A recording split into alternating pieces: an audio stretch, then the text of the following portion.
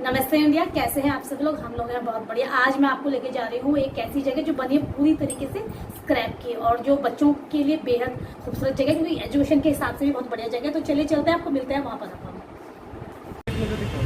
हम लोग पहुँच गए हैं पंजाबी बाग भारत दर्शन के लिए और हमने टिकट ले ली है। टिकट की अगर मैं बात करूँ तो टिकट है यहाँ पर अभी सुबह से 10 बजे का टाइमिंग है खुलने का। 10 बजे से लेकर शाम को 5 बजे तक है। वो 100 रुपीज़ पर पर्सन है और बच्चों का है यहाँ पे 50। वो 10 बजे से 5 बजे तक का, और 5 बजे के बाद की टिकट होती है 5 से 10 प्रीमियम टिकट, जो बड़ों की हो जाती है 150 और छोटों की हो जाती है आपकी 75। और वीकेंड की बात करूँ तो सेम ही रहेगा पूरा। 10 बजे से लेकर 10 तक 150 रुपये टिकट होती है। तो आपको चलते हैं अंदर और दिखाते हैं भारत दर्शन। आपको दिखेगा यहाँ पे भारत दर्शन का जो सारा है यहाँ पर कि कहाँ कहाँ के जो मॉन्यूमेंट्स लगे हैं यहाँ पर वो दिखाया गया है। ये हमारी एंट्री हो चुकी है सुंदर बनाया सारा यहाँ पर।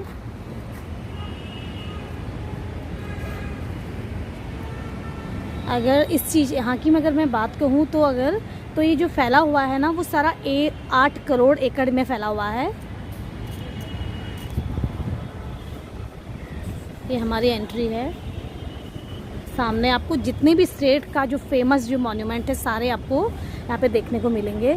और सबसे बड़ी चीज़ मैं बताऊँ आपको, जो यहाँ पर जो सारे जितने भी मॉन्यूमेंट्स बने हैं वो सारे बने हुए हैं आपके SDMC ने जो भी स्क्रैप होता है, जैसे टूटे हुए पंखे, गाड़ियाँ, उस चीज़ का बना हुआ है। और सबसे बड़ी बात मैं आपको बताऊँ, इतना खूबसूरत लग रहा है ना, है स्क्रैप का, और वेस्ट होने के बजाय उन लोगों ने इतना सुंदर बना रखा है। बच्चों को दिखाने के लिए बेस्ट जगह है, आप दिखा सकते हैं बच्चों को दिखाने के लिए। यहाँ पर यह है एंट्री, बेहद खूबसूरत लग रही है, स्क्रैप की बनी हुई। और यहाँ पे जो लोहा है जो इस्तेमाल किया गया है वो है 300 लाख टन लोहे से बना हुआ है।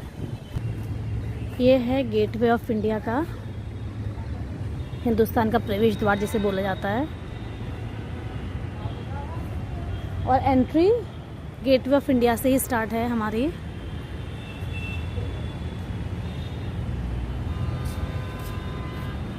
ये है सारा दिखा दिया हुआ है यहाँ पर, कितना वहाँ की इंफॉर्मेशन क्या है, खासियत। और अगर मैं बात करूँ इसकी कॉस्ट की तो यहाँ पे कॉस्ट आया है इसका बनाने में 14 करोड़। ये है एंट्री।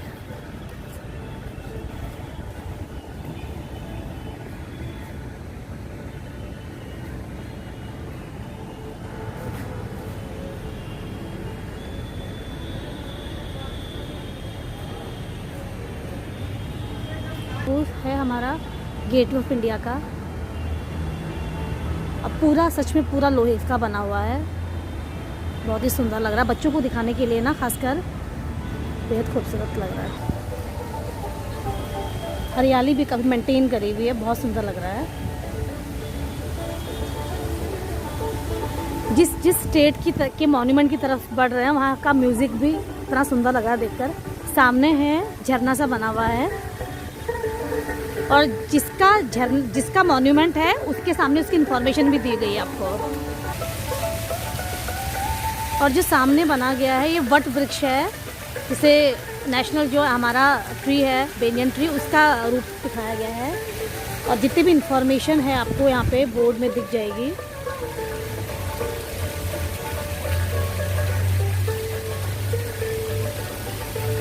उसकी लंबाई, उसकी क्या है, सारी चीज़ें, ये सारी चीज़ें आपको दिख जाएंगी यहाँ पर।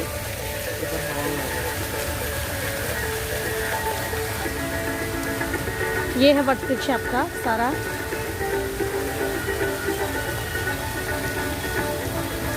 बना सारा लोहे से है, लेकिन बीच में सारे छोटे छोटे पेबल भी लगाए गए, इतना सुंदर लग रहा है ना। झरना मेंटेन बहुत अच्छे से करा है SDMC ने। और ये है मेरी सबसे खूबसूरत पसंदीदा जगह, और ये है हवा महल। इसके बारे में इंफॉर्मेशन दी गई है यहाँ पर। जयपुर का फेमस मॉन्यूमेंट है हवा महल। से प्लेस ऑफ विंड बहुत ही खूबसूरत दिखाया गया है यहाँ पर। और इसे बनाया गया है 1799 में महाराजा सवाई प्रताप सिंह के द्वारा। बच्चों को दिखाने के लिए और आप बताने के लिए कि कौन कौन सा फेमस है हर स्टेट में मॉन्यूमेंट, वो आप यहाँ पे आ सकते हैं। और चारों तरफ हरियाली भी बढ़िया से मेंटेन करी है इन लोगों ने।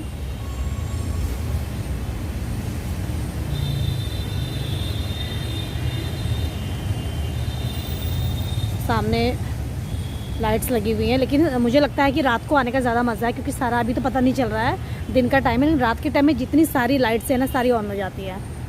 तो बहुत खूबसूरत है। बैठने के लिए यहाँ पे, देखने के लिए भी यहाँ पर बना हुआ है, बेहद खूबसूरत लग रहा है यहाँ पर।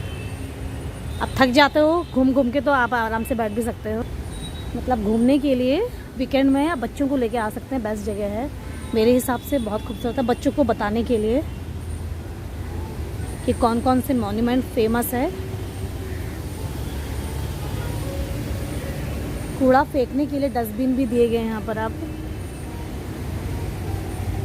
बैठने के लिए यहाँ पे है जगह, थक जाते तो अगर यहाँ पे। ये है देश का सबसे बड़ा गुंबद, गोल गुंबद। ये उसकी इंफॉर्मेशन दी गई है यहाँ पर, ये सारा कि देश का सबसे बड़ा गुंबद है। 17वीं शताब्दी में बना यह सुंदर मकबरा राजा आदिल शाह का है। मकबरा है आदिल शाह का। खासियत यह है कि इसके केंद्रीय मतलब बीच में सेंटर में गुंबद जो बिना किसी स्तंभ के सहारे खड़ा हुआ है, और जो है बीजापुर में। बेहद खूबसूरत लग रहा है देखकर इसके आसपास। और एक सबसे अच्छी चीज़ मुझे ये लगी कि यहाँ पर जितने भी मॉन्यूमेंट्स दिए गए हैं उसके बारे में इन्फॉर्मेशन आपको मिल जाएगी यहाँ पर। हमें ये नहीं है कि वो है क्या करके, क्योंकि लोहे का बना है तो समझ में तो आ रहा है कि है क्या, लेकिन इन्फॉर्मेशन जानने के लिए सामने हमारे यहाँ पे सारे इन्फॉर्मेशन बोर्ड में लिखा हुआ है कि क्या है, तो आप यहाँ पर देख सकते हैं इस तरीके से। यह है गोल गुंबद, देश का सबसे बड़ा गुंबद जो है बीजापुर में। वैसे लोहे से जो बना हुआ है यहाँ पर मॉन्यूमेंट्स गजब का दिखा रखा है उन्होंने, SDMC ने बनाया है।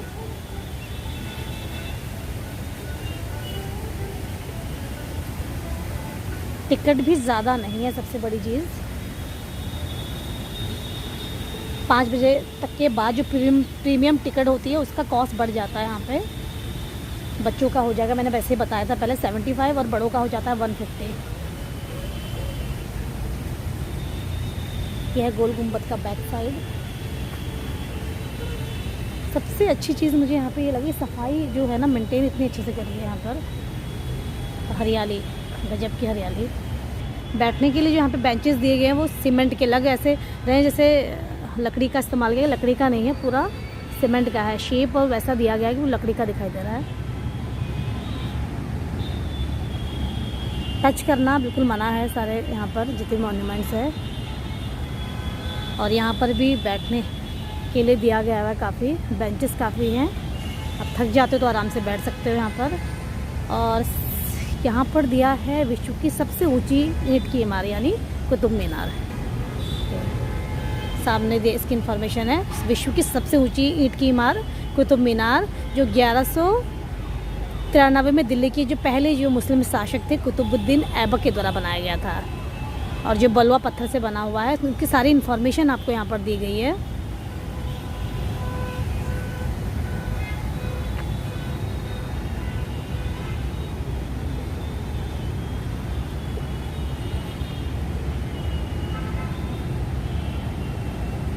हम आगे साइड से, तो ये तो बैक साइड का है, हम देखते हैं आगे साइड से।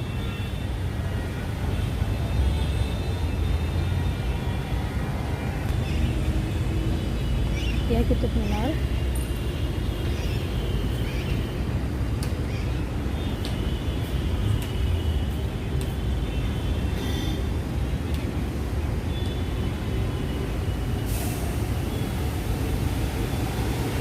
सामने जो मैट लगी हुई है, ग्रास की मैट लगी हुई है, रियल मैट नहीं है यहाँ पर। बेहद खूबसूरत। सामने है ज्ञान का प्राचीन केंद्र नालंदा विश्वविद्यालय। विश्व का जो सबसे पहला जो आवासीय जो विश्वविद्यालय था यही माना जाता है। नालंदा विश्वविद्यालय भारत का सबसे पहला और दुनिया का सबसे पहला आवासीय विश्वविद्यालय से एक माना जाता है, जो 800 साल तक ज्ञान प्रचार करता रहा। 450 ईस्वी में गुप्त वंश के राजाओं द्वारा बनाया गया है।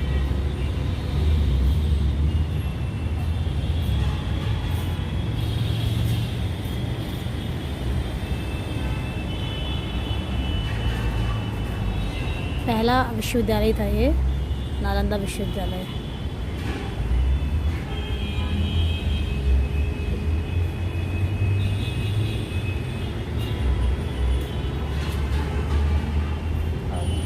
ये है सामने विश्वविद्यालय नालंदा।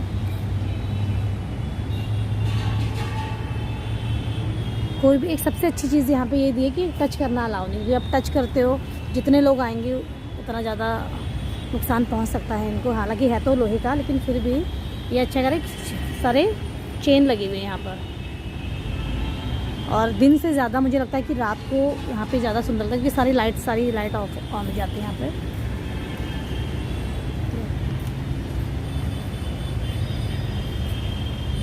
मतलब वेस्ट स्क्रैप का इतना अच्छा इस्तेमाल करा है।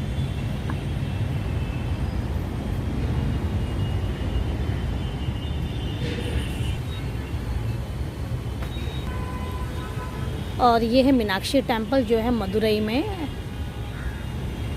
वैसे जो रियल है वो तो काफ़ी कलरफुल है उसकी।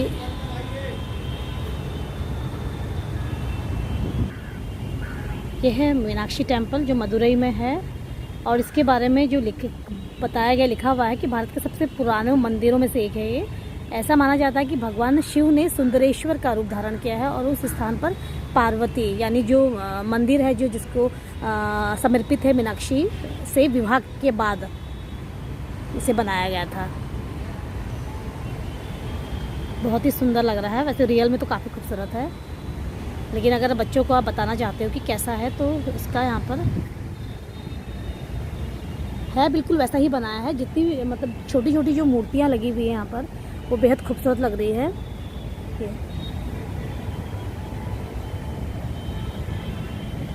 भगवान शिव मतलब माता पार्वती को समर्पित है मंदिर। मतलब शिव जी ने यहाँ पे सुंदरेश्वर का रूप धारण करके माता पार्वती से शादी करी थी, तो माता पार्वती को समर्पित है मंदिर। बेहद खूबसूरत और अलग अलग आप देखेंगे कि जितने भी यहाँ पर छोटी छोटी मूर्तियाँ आपको दिखाई देंगी यहाँ पर।